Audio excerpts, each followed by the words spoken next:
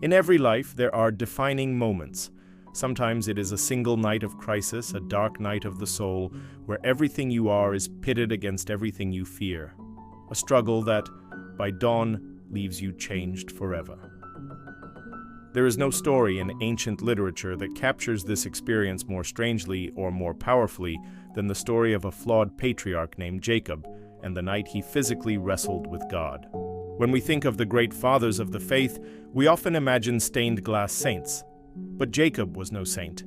His entire life was the story of a con man, a trickster, a man whose very name meant supplanter or heel grabber.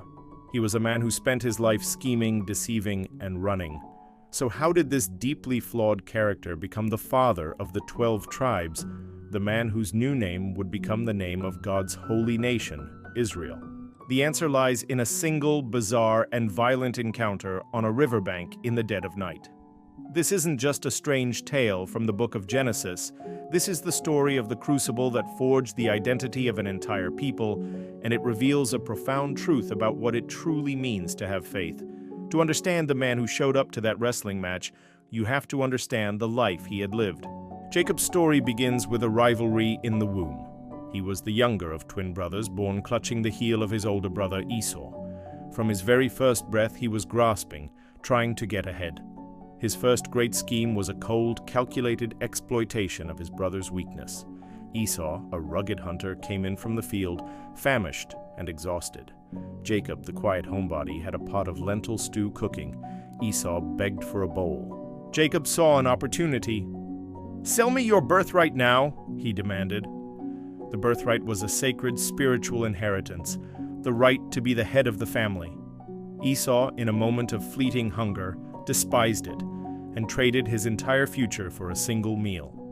Jacob, the trickster, had won his first major con, but his second was far worse.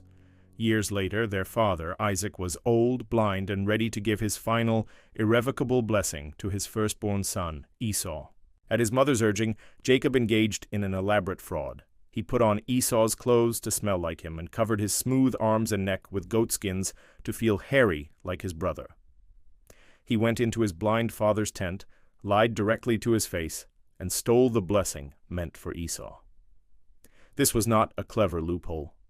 This was a despicable act of betrayal against his brother and his father, and it had immediate consequences. When Esau discovered the theft, he wept bitterly and vowed to murder his brother as soon as their father had died. Jacob's life as a schemer was over.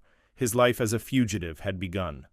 He fled his home, alone, with nothing but the staff in his hand, running from the righteous rage of the brother he had cheated. He spent the next 20 years in exile, living with his uncle Laban, and in a stroke of karmic irony, the trickster got a taste of his own medicine. He worked 7 years for the woman he loved, Rachel, only to be tricked on his wedding night into marrying her older sister Leah. Deception, it turned out, was a family business. Now, after 2 decades, Jacob is finally returning home. He is no longer a poor fugitive. He is a wealthy patriarch with 2 wives, 2 concubines, 11 sons, and massive flocks. But he is a man walking into a storm of his own making. Word reaches him that his brother Esau, the brother who vowed to kill him, is coming to meet him, and he's not coming alone.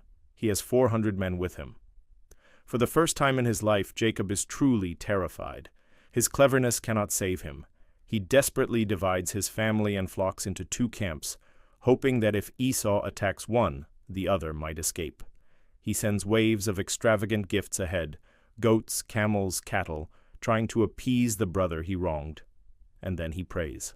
It is a prayer of pure desperation, the prayer of a man at the end of his rope, admitting his fear and his unworthiness to God. The final step is to send his family across the river Jabbok, a natural border. As they cross to safety, the text gives us a simple, chilling line. And Jacob was left alone. He is alone in the darkness, on the edge of the land he stole, waiting for the brother he betrayed. It is in this moment of absolute terror and isolation that the true encounter begins. The Bible says, "And a man wrestled with him until the breaking of the day." The text doesn't say it's an angel or a demon or God, just a man. The struggle is visceral, real, and silent at first. This is not a theological debate, it's a physical, all-night brawl. Jacob, the schemer who always used his mind to get what he wanted, is forced into a raw, physical struggle he cannot win through trickery. As dawn approaches, the mysterious man sees that he cannot overpower Jacob. So he does something strange. He reaches out and touches the socket of Jacob's hip, and instantly it's dislocated. Jacob is now wounded, physically broken. His strength is gone, but in his weakness he does something extraordinary. He clings to his opponent. He refuses to let go.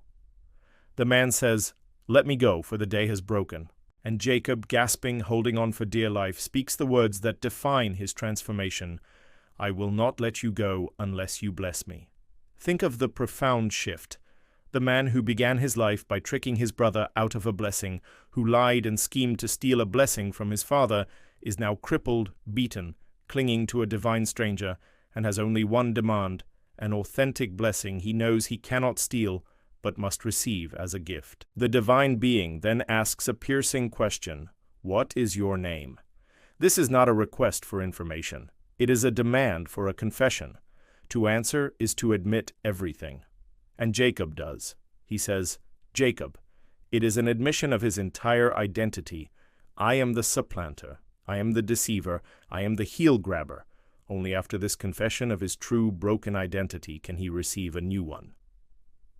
The man declares, "Your name shall no longer be called Jacob, but Israel." The name Israel is a badge of honor born from a night of struggle. It means he who strives with God, or God strives. Jacob's new identity is not based on his cleverness or his wealth, but on the fact that he engaged with the divine and survived. He then asks the man his name but receives no answer. Instead, Jacob names the place Peniel, meaning face of God, for he says, "I have seen God face to face, and yet my life has been delivered." Jacob leaves this encounter a new man with a new name, but he also leaves permanently wounded. For the rest of his life, he walks with a limp. And this is perhaps the deepest lesson of the story. A true encounter with God will change you and bless you with a new identity, but it will also break you. It breaks your pride, your self-reliance, your old ways of scheming and control.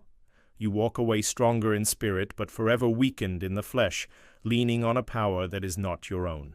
The nation of Israel, God's chosen people, takes its name not from a moment of perfect faith or moral victory, but from a dark, desperate, all-night wrestling match. The story of Jacob teaches us that faith is not the absence of struggle. Faith is the struggle. It is the act of clinging to God in the darkness, broken and afraid, and refusing to let go until He blesses you.